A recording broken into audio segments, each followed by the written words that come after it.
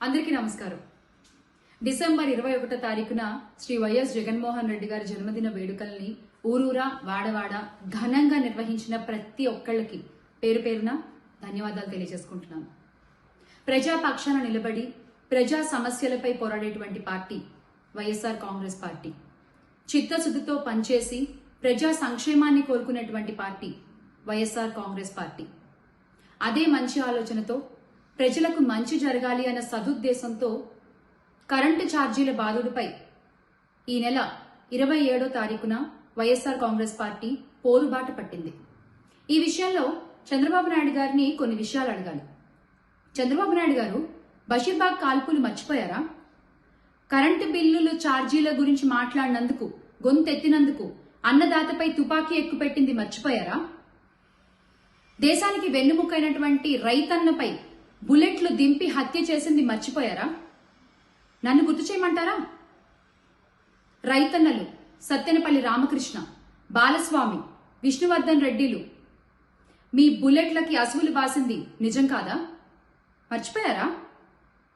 అడ్డగోలుగా కరెంటు ఛార్జీలు పెంచేటువంటి ఈ క్రమంలో మీరు చేసినటువంటి అఘాయిత్యాలు ఈ రోజుకి బషీర్బాగ్ లోని అమరవీరుల స్తూపం గుర్తు చేస్తూనే ఉంటుంది.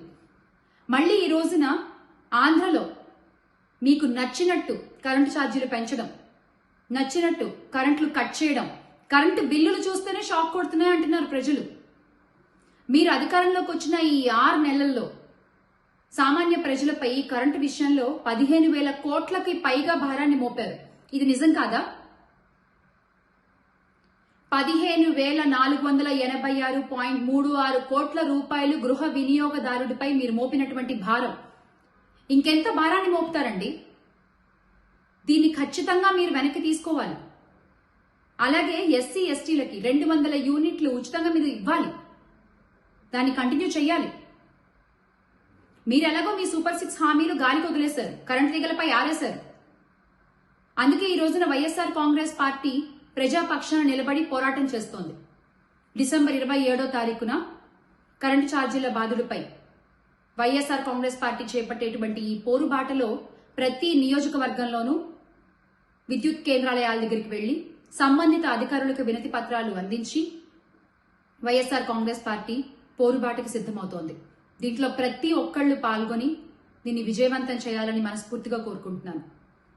Make Andhra great again with Jagananna. మళ్లీ తిరిగి మన ఆంధ్ర రాష్ట్రాన్ని గొప్పగా మార్చుకుందాం జగనన్నతో. జై జగన్.